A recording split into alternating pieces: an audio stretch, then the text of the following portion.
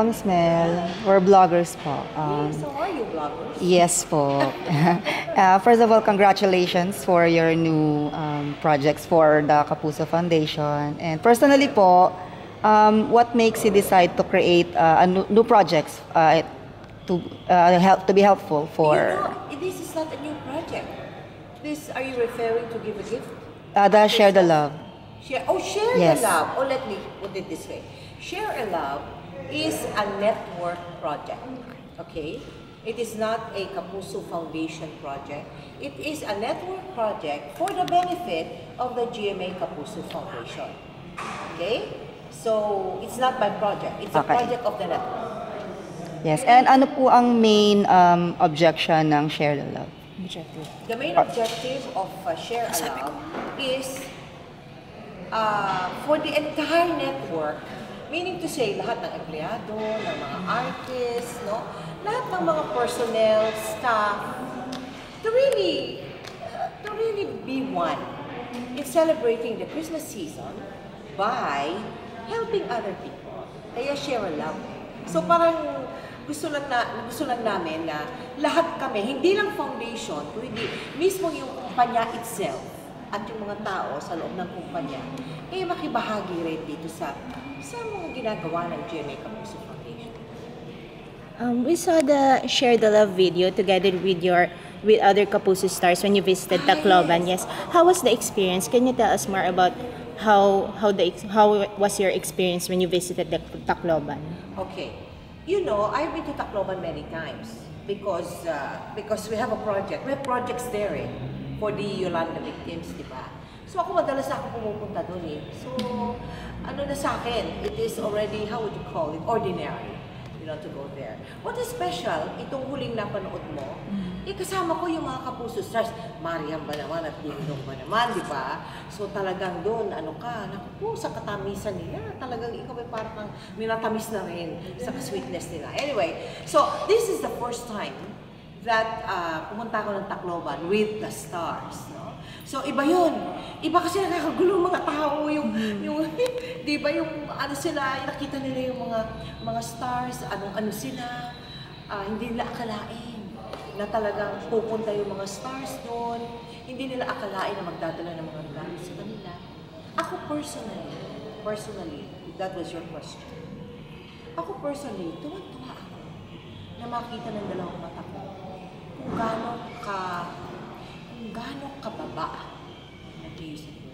kung gaano kababa yung mga GMA artists. They're really on the ground, meaning to say, alam mo, yung mga tao doon, buong umagang nasa init ng araw, ang papawis na nila, ang gugusgusi-gusi na nila, no? Ang mga bata, ang dudumi na. Pero yung mga Kapuso stars, hindi lang lumapit, umaakap sa kanila, nakikipag-kiss-kiss sa kanila, di ba? Parang nakakatuwa naman na yung mga kapwa kong empleyado ng GMA, meron din parang ganun sa puso nila na, alam mo na, yung hindi nila iniinda, sabi sa Tagalog, hindi iniinda yung mga ganung mga bagay, bagkus. Parang give na give pa sila sa mga tao na may hibo sa kanila, picture dito, picture dito. Sabi ko naman. Kaya, yun sa akin personally, tumatak yun sa akin. Na ang sarap din naman pala nilang dalhin sa mga ganung mga lugar at ganung mga sitwasyon na marami pala kami dito, no, talaga, na nag-share around. Speaking of yung tumatak po, was there a particular moment or experience na when you went to Tacloban that you will never forget po?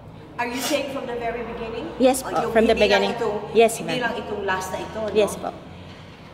Alam mo, kung sasabihin mo tumatak, ibig sabihin hindi na matatanggal, no? Yes po. Sana ayoko ang pag-usapan dahil Pasko, no? Pero kasi yun ang tanong mo. Siyempre, hindi mawawala sa memory ko, hindi mawawala sa puso ko. Yung kawalang pag-asa ng mga tao, sa mukha ng mga tao, nakita ko sa ika-5 araw pagkatapos sa Yolanda. I was there on the 5th day. No? At on the 5th day, talaga naman meron pang mga bangkay sa kalye.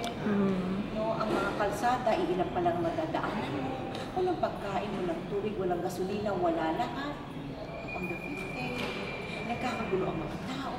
Paglapag mo sa airport, ang baho-baho ng airport, ang gulo-gulo ng airport, wala kang magamit na kasilyas, you know, things like that. Tumatak talaga yan. At hindi mawawala sa tanang buhay ko siguro. Sa dinami-dami ng mga calamities that I have been to. Not only as a journalist, but more in public service. Iba talaga yung nakita dito sa Tacloban nung nagpunta ako ng unang beses kong pagpunta.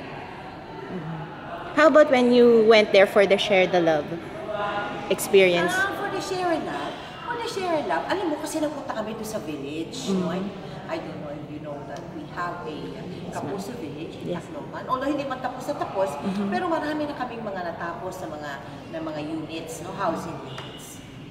Alam mo, kasi sa dalas nga ng punta ko doon, at parang yung bonding namin ng mga beneficiaries, no? Parang nagkaroon na nga ng bonding. So pupunta ako doon, parang at home ako, yung parang kilala ko sila at alam naman din nila kasi na I represent the GMA Foundation and I represent GMA Network at alam naman nila na ang pagpunta ko doon ay nangangahulugan ng kabutihan para sa kanila and nothing else, no? But that. So yung bonding namin, parating napakasaya. Pag dumadating ako, natutuwa ako, nakikita ko yung mga bata, saka lalo na yung mga housewives, yung mga nanay. Siyempre, bilang isang babae, may isang nanay, isang ina, isang lola.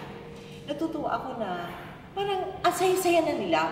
Ang saya-saya nila doon sa handog ng GMA Kapuso Foundation sa kanila. Thank you. Last na lang po. Since it's Christmas na po, yan, malapit na, but yung mga tao po sa Tacloban still suffer from the aftermath of Yolanda. Ano po ang message na gusto niyo sabihin sa kanila? For the people in Tacloban. Yes po. The message is not only a message, it is something that I really worked very hard for.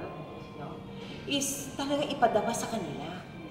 Hindi lang sabihin na may pag-asa. Hindi lang yung in-inspire ko na may pag-asa. Hindi, kundi talagang ito na ang pag-asa. Diba? Nakita na nila kung ano yung pinangako ng foundation, talagang tinutupad ng foundation. Nariyan kami, tatapusin namin ang trabaho dyan para sa ganun. Talagang magkaroon sila ng magandang umpisa. No? Siguro sa 2015 ako, asaya-saya siguro nung aming village to.